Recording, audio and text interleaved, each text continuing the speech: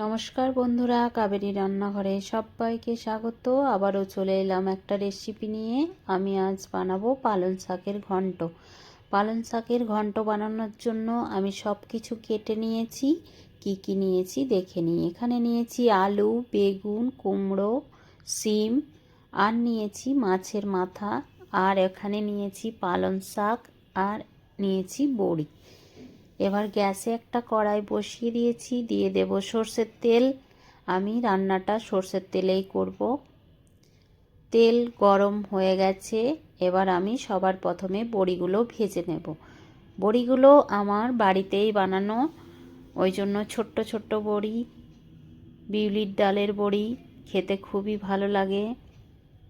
বড়িটা প্রথমে লাল লাল করে ভেজে নিয়ে তুলে রাখবো। বেশ ভালোভাবে ভাজা হয়ে গেছে। এবার আমি একটা বাটির মধ্যে তুলে নেব। বড়িটা আমার তোলা হয়ে গেছে। এবার ওই তেলের মধ্যে আমি আলুটা ভেজে নেব। আলুর মধ্যে আমি কিচ্ছু দেব না, শুধু আলুটা ভেজে নেব। আলুটা আমার ভাজা হয়ে গেছে। আমি আলুটা এবার তুলে নেব। বড়ির বাটিটার মধ্যেই একটা সাইডে আমি তুলে নেব।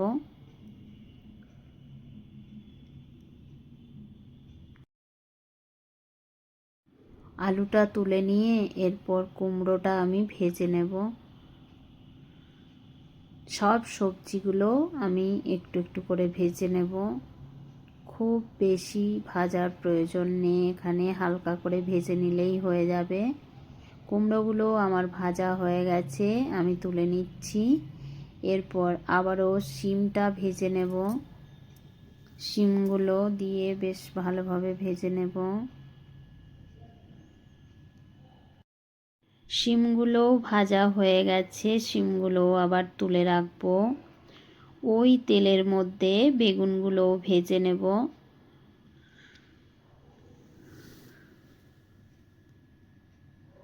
বেগুনগুলো ভাজা হয়ে গেছে, বেগুনগুলো এবার তুলে রাখবো। এরপর আবারও কড়াইয়ের মধ্যে দিয়ে দেব সর্ষের তেল।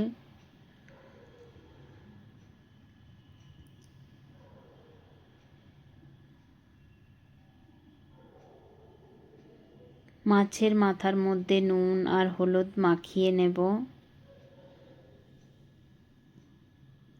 এরপর মাছের মাথাটাকে ভেজে নেব।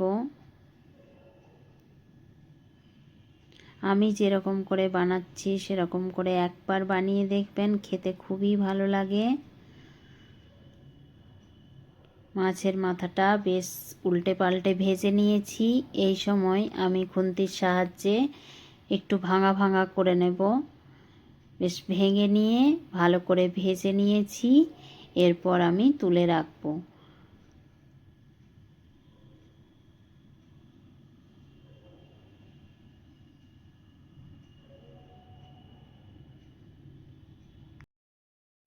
মাছের মাথাটা আমি একটা বাটির মধ্যে তুলে নিয়েছি।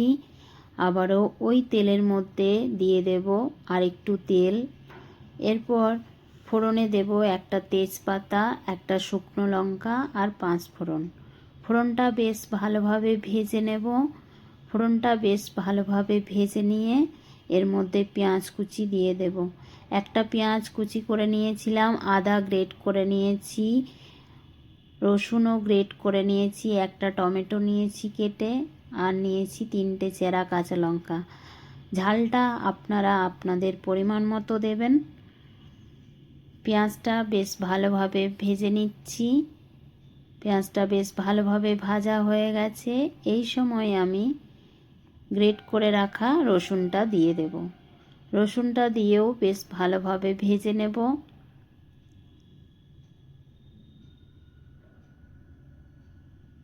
রসুনটা দিয়েও বেশ ভালোভাবে ভেজে নিয়েছি। এরপর আমি আদাটা দিয়ে দেব। আদাটা দিয়েও বেশ ভালোভাবে নাড়িয়ে নেব। আদাটা দিয়েও বেশ ভালোভাবে নাড়িয়ে নিয়েছি। এই সময় আমি টমেটো আর কাঁচা লঙ্কাটা দিয়ে দেব। টমেটো কাঁচা লঙ্কাটা দিয়েও বেশ ভালোভাবে কষিয়ে নেব। এই সময় পরিমাণ মতো নুন দিয়ে দেব।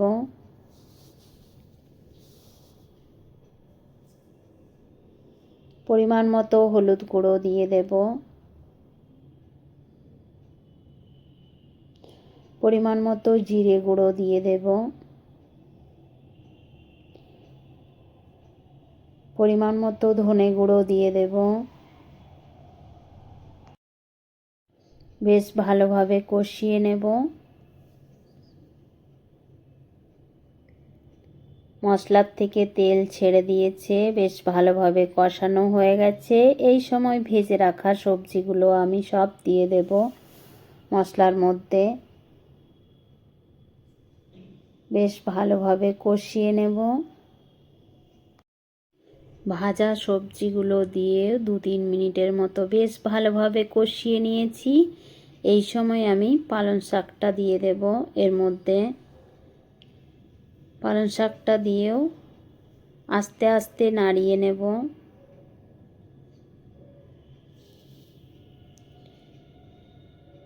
আমি এখানে জল ব্যবহার করব না।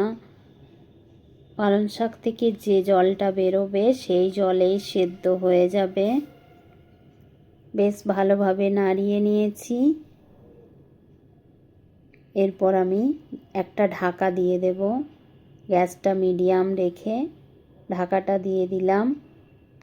3-4 মিনিট পর ফিরে এলাম। ঢাকাটা খুলে আবারও একটু নাড়িয়ে দেব। শাকটা অনেকটাই কমে এসছে। বেশ ভালোভাবে নাড়িয়ে চাড়িয়ে আবারও ঢাকা দিয়ে দেব। ঢাকা দিয়ে আমি সেদ্ধ করে নেব।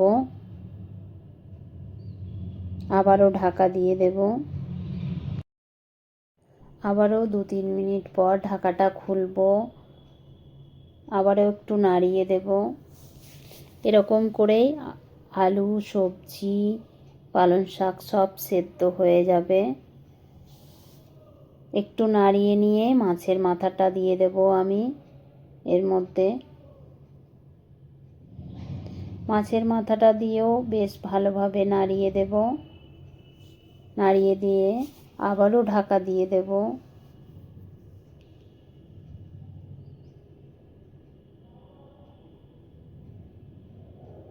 আবারও 3-4 মিনিটের জন্য ঢাকা দিয়ে দিয়েছিলাম।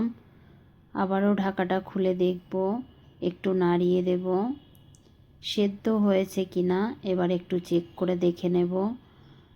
আর একটু বাকি আছে সেদ্ধ হতে।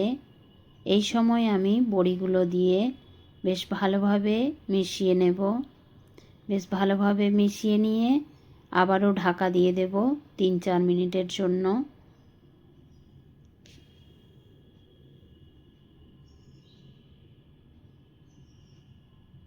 3-4 মিনিট পর ফিরে এলাম। ঢাকাটা খুলে দেখব। বেশ ভালোভাবে নাড়িয়ে নেব। সব সবজি সেদ্ধ হয়ে গেছে। আমার রেডি হয়ে গেছে পালং শাকের ঘন্ট। এবার আমি উপর থেকে চিনি ছড়িয়ে মিশিয়ে নেব।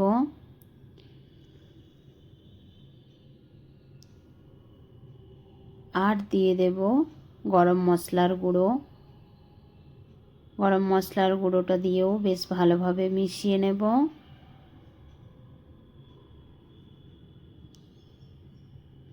বেশ ভালোভাবে মিশিয়ে নিচ্ছি। এরপর আমি নামিয়ে নেব। গ্যাসটা বন্ধ করে নামিয়ে নেব। আমি নামিয়ে নিয়েছি। পালং শাকের ঘন্ট আমার রেডি হয়ে গেছে। প্লিজ আমার ভিডিওগুলো যদি আপনাদের ভালো লেগে থাকে তাহলে লাইক, শেয়ার, সাবস্ক্রাইব, কমেন্ট করবেন। এতক্ষণ ধরে ধৈর্য ধরে আমার ভিডিওটি দেখার জন্য অসংখ্য অসংখ্য ধন্যবাদ সকল বন্ধুদের।